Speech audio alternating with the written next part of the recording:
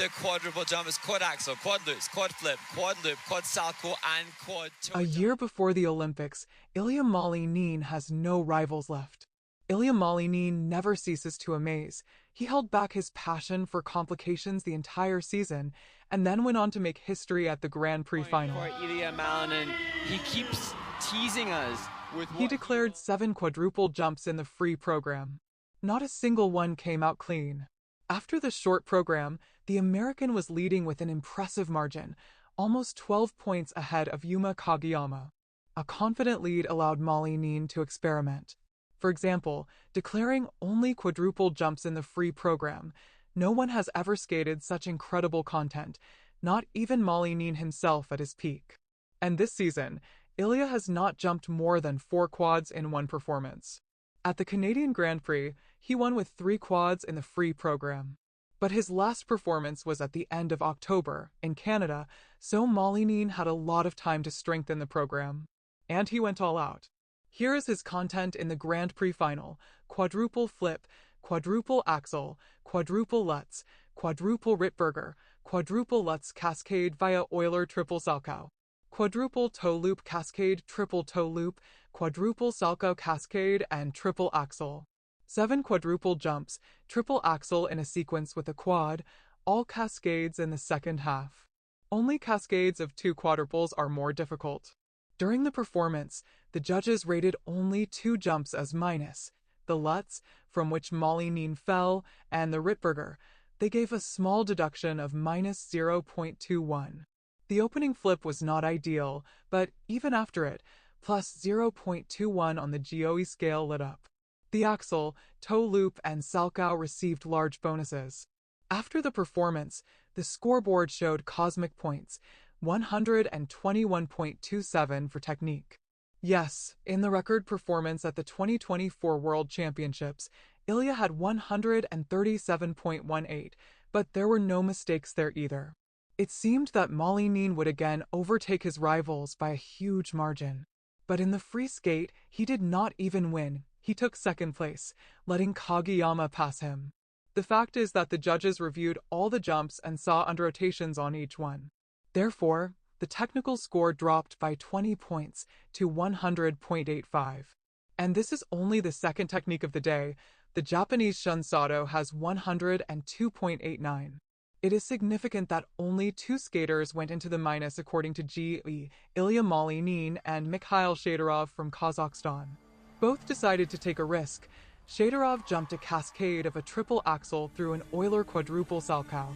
What's wrong with Ilia's performance? Malinin's flip, axel, toe loop, and salchow were under-rotated by a quarter. And the bonuses for execution immediately dropped. For example, for the quad axel, which only Ilia jumps in the world, he received not the original 16.25, but 12.14.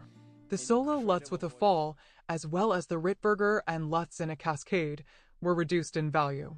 Hence the discrepancy of 20 points between the initial score and the final one.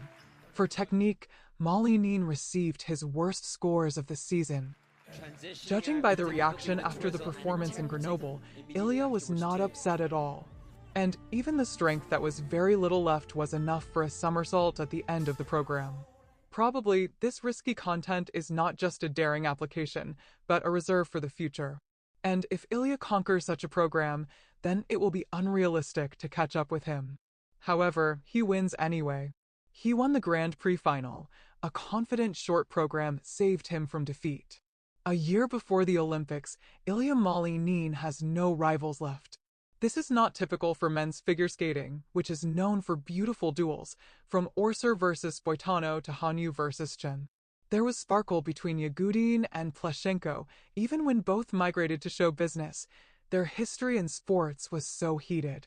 Yes, in Chen's second Olympic cycle, the competitive intrigue was also quite conditional. In 4 years, Nathan lost only once, and at each of his world championships he was ahead by at least 20 points. But next to him there was always a person of unique scale for the sport. Even without gold, Hanyu remained interesting for fans, sponsors, and figure skating in general, sometimes experimenting with a quadruple axel, sometimes creating masterpiece programs. Malinin emerged at a time of serious crisis within the ISU. There are fewer and fewer spectators in the stands. One of the key players is cut off from the world along with sponsors, potential rivals, and fan base, and news about another sex scandal creates a reputation for figure skating as a problematic sport. Of course, the return of Russia in the form of Vladislav Dekidze, Petr Gumenik, Yevgeny Semenenko, or all of them together would not pose a serious threat to Malinin. To estimate the level of guys from Russia after the unban, it is enough to look at the protocol of Mikhail Shadorov in the Grand Prix final. But the appearance of a wave of near-top guys would increase competition within the foreign elite. The same Kageyama looked fresher and more interesting 3 years ago than he does now. The arena in Grenoble is designed for a modest 4,000 seats, but even this was enough for the whistles of the audience during the men's free program to break through to the air twice, after the scores of Shadorov and Malinin. Ilia and his father Roman Skorniakov also looked discouraged. Elena Kostornia's trademark, "Why did I bother?" outburst would have been more appropriate here than ever. An ambitious attempt at 7 quadruple jumps only spurred on the technical team, who reviewed each of them. They even found fault with the quadruple axel, which looked like the easiest in Ilya's career. The technical team saw a quarter turn under rotation on it, and the score for the quality of the jump varied from -1 to +3, as if the judges were watching completely different performances. This feeling is reinforced by Malinin's full protocol. The difference between the extreme scores was 22 points. This happens when your judge overdoes it in an attempt to help the athlete, but no, the American preferred Sato's performance. It seems that even the ISU itself has not decided on its attitude towards Malinin. On the one hand, he is extremely important for figure skating as an excellent advertising asset. Here, a strong federation, a large market, though not generating the flow of personal sponsors that brought Hanyu to the sport, and ambition and personal charisma that are attractive to viewers all come together. Simply put, Ilia is capable of creating content, and in different ways, from proclaiming himself the king of quads to actually performing them on ice on a unique scale. On the other hand, while supporting Malinin, one cannot let the Japanese market go too far away from oneself, which is already weakened by the departure of Hanyu, Uno, and the gradual advancement of American Amber Glenn to the forefront in women's skating. Japan is the ISU's last chance to have consistently full stands, but even its resources are not unlimited, judging by the sudden cancellation of the Japan Open this season. Kageyama's victory in the free program is not the only nod to his country at this tournament. The silver of Miura/Kahara, who failed both throws, looked no less controversial, but the near-zero level of demand for pair skating at international tournaments leaves no chance for a storm of indignation about this. Right now, Japan is the only country that can create at least some competition in men's skating and therefore intrigue. In these circumstances, Kageyama is an ideal candidate for the role of Malinin's antagonist. After all, it would be a shame to make him out of Imaz, who managed to beat Ilia by 0.4 points in the free program at the American stage of the Grand Prix. All last season, Adam Shauhim Fa seemed to be the Americans' most ambitious rival, and it is quite possible that the ISU would try to stir up competition through him. He clearly occupied a prominent place in the Federation's PR strategy. Adam's somersault was steadily promoted as a unique element even before the penalty was cancelled.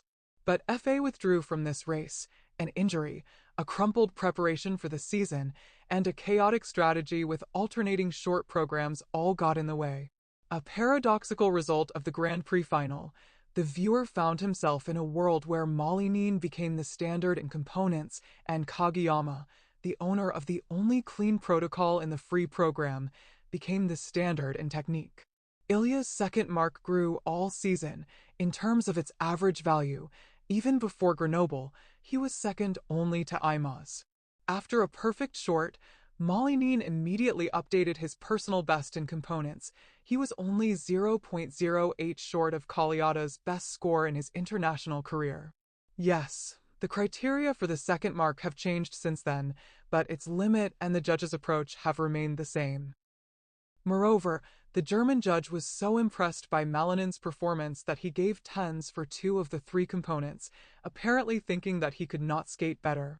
There is a possibility that the demonstrative spanking in the free program is an attempt by the judges to prove their impartiality.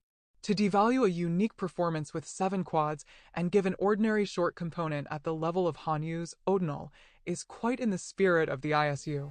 In fact, the judges trapped themselves last season when Ilia's second mark shot up. The margin relative to his real level was such that the current progress simply cannot be adequately expressed in numbers. This often happens in the Olympic season, but there is still a year until the next games, and Malinin is getting closer to the ceiling in components in any clean performance. Perhaps, with the scores in Grenoble, the ISU tried to convey to Ilia that his technical experiments do not coincide with the vector in which the Federation is moving. Attempts to reduce the number of jumps in the free program, the refusal to raise the base value of the quadruple axel, and humiliating scores for hypothetical quintuples eloquently make it clear that a clean performance is now a priority over risk. Ilia's scores are also a signal for Russian officials. It is mathematically impossible to beat Malinin in the number of quads, but the quality is often lame. Fedorov lacks artistry and choreography, Gimennik lacks stability and additional rotations, Semenenko lacks clean exits. Dikidze is doing the best so far, but only in technique. Vlad's programs risk sending his components to Shadorov's level. While the Russian Federation is enthusiastically pulling up the technical score to the second, motivating Russian skaters to unanimously do 5 quads in the free program by the time the ban is lifted, the trend is changing again. It is quite possible that when the same Dikidze finally comes to the World Championships, even Malinin will obediently jump 3 perfect quads to the satisfaction of the ISU officials. The judges are ready to accept 7 quads only if they are executed to perfection. The chance of this with such complexity is close to 0. But the judges are ready to generously reward the more human content, that is, the content corresponding to the abilities of the other top skaters, with components. Gratitude for refusing to oppose oneself to the whole world. Yes, the criteria for the second score do not include the parameters drive, charisma, or loyalty to the system. But the ISU is ready to make such an assumption if Ilia stops being an inconvenient guy who contradicts the Federation's policy and tries to send figure skating down his own special path. Is Malinin ready? Agent Ari Zakarian called figure skaters very poor compared to other sports. Earlier, Zakarian criticized the judging at the Grand Prix final in Grenoble, where American figure skater Ilia Malinin was given under rotations on 6 quadruple jumps. We need to think about where we are moving this sport, how we can bring sponsors into it, what the sports component will be built on, and why serious businesses should invest money in it. Understand who our target audience is. The figure skating audience is 40 plus. Soon it will be 50 plus, 60 plus, and little by little the audience will simply begin to die out. And the younger generation will not be interested. People shoot TikToks, stand over the abyss, do somersaults off the edge. People are driven by adrenaline emotions. And here everything is happening in the opposite direction, said Zakarian, who is Malinin's agent. I believe that this sport should be a sport where children spend their lives, parents spend all their money, get divorced, move to other cities in the name of the result. But in the name of what? So that he can earn, say, $100,000 or $200,000. I will not name names, but this is the ceiling for the top athlete now. This money should be a nice bonus to treat everyone involved in your victory in a specific tournament to dinner. Compared to other sports, figure skaters are very poor. I'm not even talking about football and hockey. There are completely different interests. Finances are spinning. Figure skating, although not on such a scale, can also be in demand.